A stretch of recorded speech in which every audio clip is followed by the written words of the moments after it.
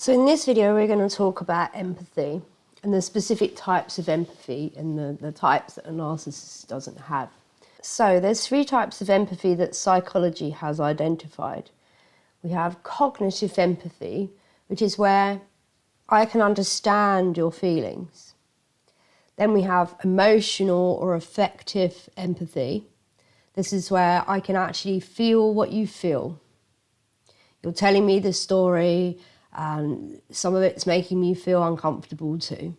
That's emotional empathy or affective empathy. Then we have compassionate empathy, which is I feel what you feel and I'm actually inspired and moved to help you.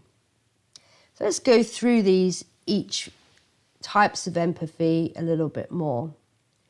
So number 1, cognitive empathy, I can understand your feelings. This is a mental, intellectual empathy, and it lives in the mind and not in the heart. It is the ability to analyse emotions, understand perspectives, and decode emotional states, and to read responses and body language.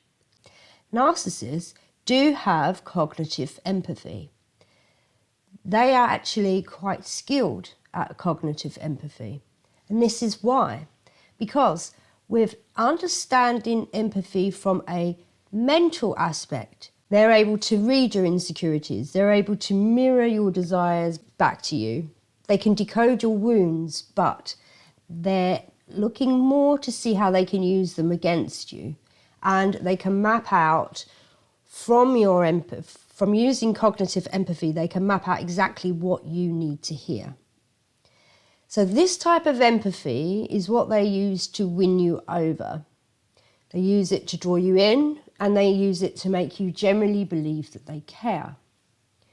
This is where things get a little bit more interesting. Number 2, emotional empathy. I feel what you feel. This is the part where a narcissist will struggle. Emotional empathy requires someone to have a kind of regulated nervous system, an open heart, a coherent heart field, the ability to connect authentically and be vulnerable and also present with the person that you're offering the empathy to. Narcissists can recognise your emotions, they can describe your experience, and they can tell you why you feel the way you feel, but they never allow themselves to feel your experience. Feeling your experience and your emotion makes them feel vulnerable. They feel threatened. From that position of being vulnerable, they can't be dominant or stay superior or extract any fuel. It's the opposite side of the coin.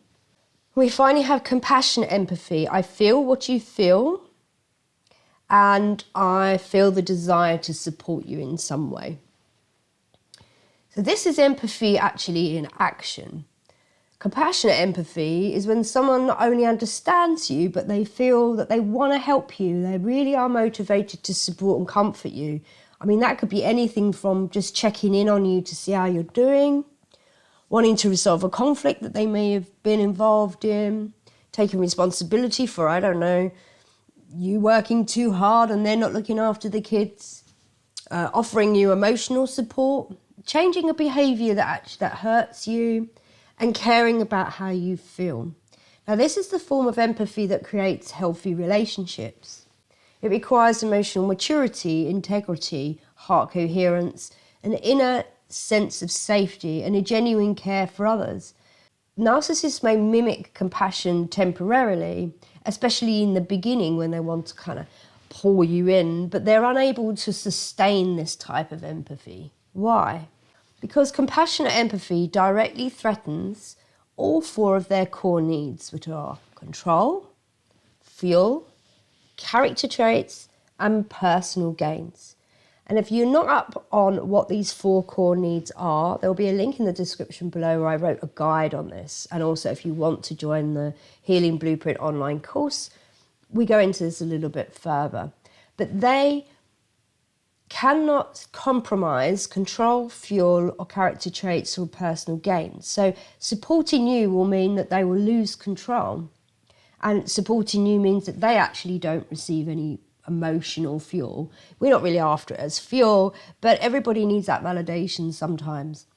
And they can't give that to you because they're the ones that are needing it from you 100% of the time. They would also, if they gave you compassion, they would have to acknowledge you and acknowledge your strengths. And by doing all of this, they're not actually getting anything. So this just doesn't work for a narcissist. So what happens is you do see flashes of this. You can see flashes of this, which looks like compassion, when they actually want something from you, or they fear losing control, or maybe someone's just watching, or they want to reset the dynamic. They feel like they're losing you. So if they can start adding on some compassion, even if it's fake, it may be enough just to keep you reeled back in, but it will never last because they can't keep the mask up constantly. As soon as their needs are met and that threat passes, their compassion is likely to disappear. And they're going to revert back to behaviours that will hurt you, blame you, destabilise you, because the goal was never to connect with you. You and I would go out on a healthy relationship, and that would be kind of what we'd be both looking for in a relationship, is can we connect with each other? Can we look after each other? You are a commodity in a narcissist's eyes. So they want control and access moment by moment. So this is why a lot of people get kind of stuck in a relationship with a narcissist. You remember those moments when they seemed caring and loving and supporting, and you're thinking, well, I have seen them to have that capacity. I've seen it. It was there at the beginning. You know, it probably more than I ever received from any other kind of relationship. That was because it was over the top to try and drag you in. But in those moments, there were not evidence of any emotional depth. This was a strategy. By using this as a strategy, it was designed to keep you attached, keep you hopeful, and keep you emotionally invested. And this is how the cycle of a trauma bond begins. So you're always constantly waiting for the version of them to return, the one that you met at the beginning of the relationship, which is really no different than taking a drug for the first time and then spending the rest of your life trying to chase that first hit. This is their art in trauma bonds. Now, if we look at this from a neuroscience and a psychology perspective, when we talk about narcissists lacking empathy, we're not just talking about a behaviour here. It's actually measurable differences in their brain and their nervous system. Science will suggest that in empathy, there are certain key areas of the brain that's being lit up when empathy is being exercised, shall we say. So here we are, we can see that the anterior insula is where emotional awareness is processed in the brain. The anterior cingulate cortex is the area of the brain that lights up when we're feeling other people's pain. You have the medial prefrontal cortex, which is how we judge perspective. That's where the brain will process perspective taking. And then we have the mirror neuron system, which is the ability to simulate another person's emotional state. So that's what's present in an empath, is those areas are lit up. That's what's present in emotionally healthy empathic people. They light up strongly. But in narcissists, especially those with more extreme traits, we see something very different. We see a reduced activation in those emotional empathy regions. And we see a nervous system that's stuck in self-protection. And they seem to have difficulty accessing genuine emotional resonance. So this means that they can understand your emotions intellectually, but they don't connect with them emotionally, which is why empathy, when it comes from a narcissist, can feel mechanical, false, put on, performative. They know what to say and they know how to act, but there's no emotional depth behind it. It's just a copied behaviour, so often it can lack logic. You kind of go, well, that's an overreactive response to that, when I needed you to be empathic there, and there you didn't even react at all. Compassionate empathy requires a regulated nervous system, We need to feel emotionally safe, and we need to feel vulnerable, and the ability to feel another person's experience without collapsing from the fear of that experience. So if you can't hold your own and you're already totally freaked out about what's happening in your life, you're not going to be very good and very compassionate to other people, and you're not going to have the ability to use compassionate empathy at that point because your system is being flooded. And narcissists struggle with this because their nervous system is only wired for your destruction, and it's also wired for just extract fuel from you, be dominant around you, and take full-blown control of you and your life. So to a narcissist, emotionally connecting with someone would mean they'd feel a bit exposed, they'd feel vulnerable, and they'd feel very dependent. So it's just intolerable to them. They see these types of traits as some kind of weakness. That is why conflict never really gets resolved with them, because they just can't tolerate being exposed or vulnerable or dependent. Your feelings will always get dismissed, and everything is going to turn back onto them, the narcissist. And they escalate when you express pain. I've had my own mother do that. I had a breakdown in my life, and she had to take the limelight. I don't want limelight for having a breakdown, but it was amazing how all of a sudden she had this magical illness. That she always did that. She always come up with an illness when somebody else had a problem, so that the energy would be turned on her. It took me years to work this stuff out years ago, because there was no YouTube when I was trying to heal from these things. This wasn't discussed at all. So what does this actually mean for you then? Because understanding a narcissist is one thing, and then living through the aftermath of it is definitely another. I don't believe that you stayed because you were weak. You stayed because your nervous system was bonded to a person who provided intensity, attention, and emotional stimulation.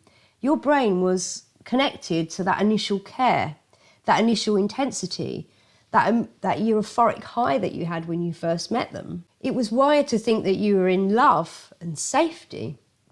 So when that relationship shifted and your body went into panic, survival mode, it was not because the relationship was healthy, it was because your system was trying to get that first hit again, and your body was chasing that regulation again.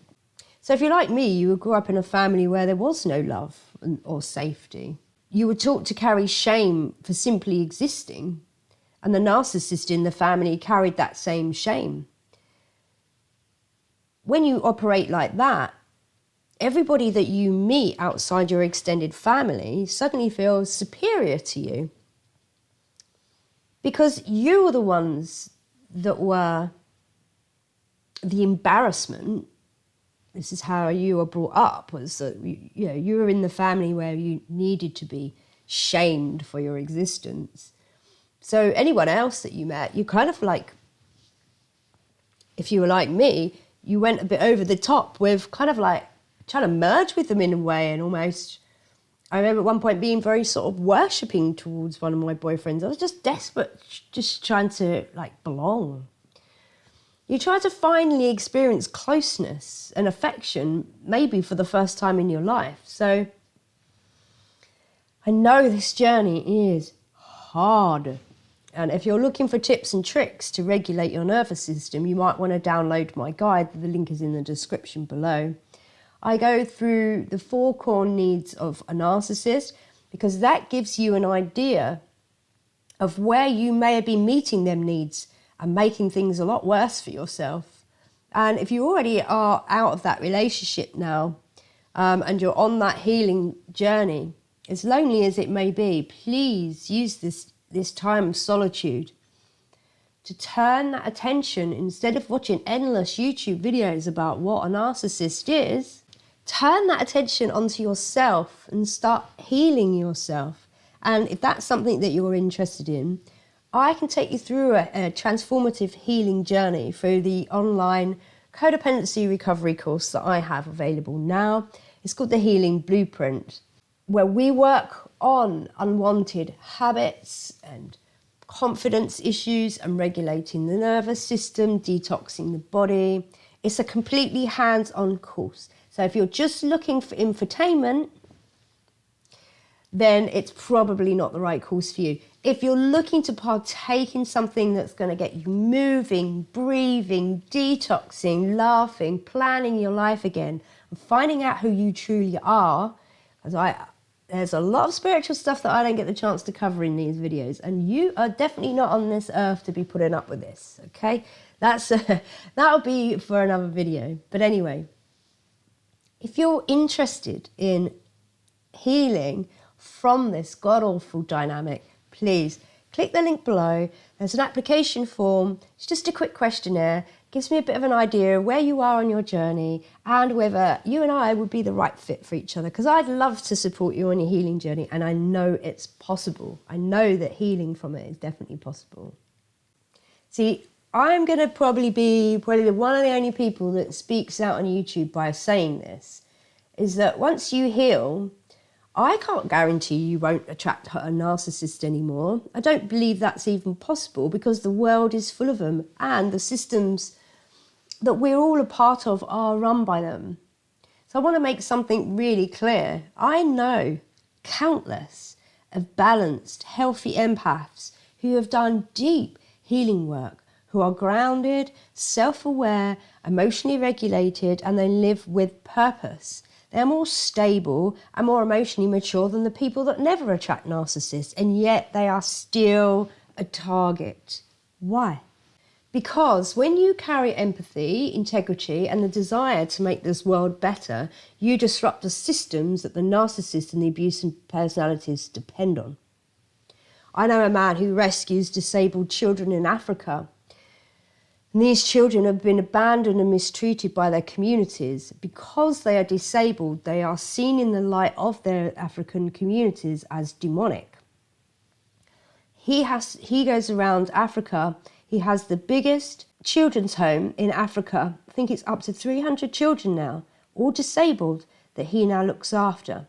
He is pulling them out of places like sheds and pits where they've been chained up by their parents, because the parents believe they've got a demonic possession because they are disabled. He has to have 24/7 security for him and his family. And it's not because he takes them children from the parents. The parents aren't coming after him. It is the criminal satanic gangs that these children are being primed for. They're the people that are coming after him. So he has to have, the owner of this children's home has to have 24-hour surveillance of him and his family. He's been poisoned. He's been attacked. Why? Because he's breaking the mold and he's restoring dignity, safety, and hope in a place that's so dark. And people like that, like him, like many empaths, we do become targets if we go out and do humanitarian work, because the presence brings light and protection and harmony into a dark environment. So no, attracting narcissists is not a measure of whether you're healed. We're in a spiritual battle after all, and the battle is on the ground. The spiritual battle is between you and I and our family members and narcissists, and light versus dark. I've always been a humanitarian. I've always done humanitarian projects. I've always been a target. I got attacked launching my online course. I had to actually launch that course in private.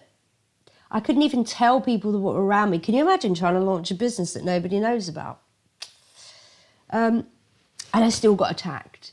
But I haven't got time to tell that story here. Let's focus on you, your empathy, your warmth, your emotional intelligence, your openness. These qualities are always going to attract toxic people, because those toxic people want to feed off of you. So I don't see not attracting narcissists as a good measure of success. The real measure here is that you no longer engage, you no longer attach, and you no longer stay. You recognise the patterns faster, you set boundaries sooner, and you don't hand over your time, energy, emotions, or identity. You stop supplying the dynamic. That's healing. Also within this light and dark spiritual battle that we're here, our job is not to fight the dark. that would be trying to use their skills, which they're more refined at, on them. It's not going to work.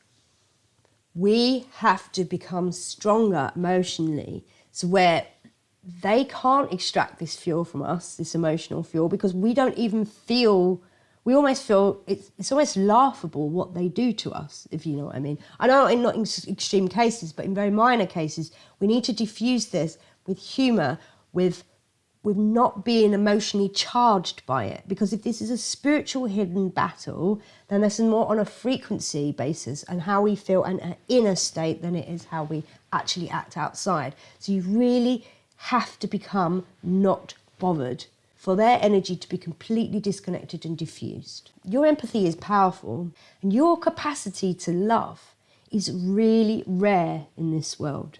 Your energy is precious, so I don't want you to go around and like have the opinion that you need to protect your energy because you are strong, you don't need protection. But it is precious, and I think you need to be choosy about who has access to it. Your job now is to become selective of who gets your energy. Because when we stop compensating for someone else's missing personality and we stop pouring emotional resources into a black hole, and then you stop being the fuel source. So if this video resonates with you, and if you're at the stage where you want some support, you want to start healing, you don't necessarily want to learn more and more about narcissists, you want to start learning more about you, then it's time to join the Healing Blueprint online codependency recovery course. There is an application form, the link is in the description. You fill out that short questionnaire and I'll arrange some time to talk to you, which is a free consultation that I offer. I am the only online codependency recovery course who focuses on you and not the narcissist. I am invested in your healing and your recovery, and if you are equally invested in your healing and your recovery, I would love to work with you. And if you go through the course and you do everything that's in the exercises, there's no reason but by the end of that course you haven't turned your life around completely. You get your confidence back, your nervous system is balanced, and you can finally start living the life that you want. They didn't choose you because you were weak. Most psychologists, probably all material that's out online at the moment, will make you believe that you were the reason that you attracted narcissists. Your empathy is not the problem here. Your compassion is not the problem. Your love was never the problem. The problem was who you gave that access to. And that's probably more about your upbringing, where you had low self-esteem, because if you were brought up by narcissists, you were never actually taught you were worthy. So why would you believe that if nobody ever taught you? Therefore, everyone would appear superior to you. And actually, the grand realisation when you get sort of middle-aged, as I am now, is, no, the world's pretty screwed up. So you can stop listening to other people now and start trusting yourself again, because I don't really know you, but I probably already know that you already knew from the beginning. You already knew what you were capable of, what skills you had, and you also knew that dealing with these narcissists was never right. You just probably needed some validation, which now, of course, we have so many YouTube videos online now that we're all recognising that we have the same pattern. I'm going to stop talking now. If you like the video, please like, share, subscribe, leave me a comment, tell me where you are on that journey. Remember, there's a free guide. Gives you just a couple of little tips in there on how you can start regulating the nervous system. And if you want to go deeper and you want my support, please do feel free to apply for the Healing Blueprint online codependency course.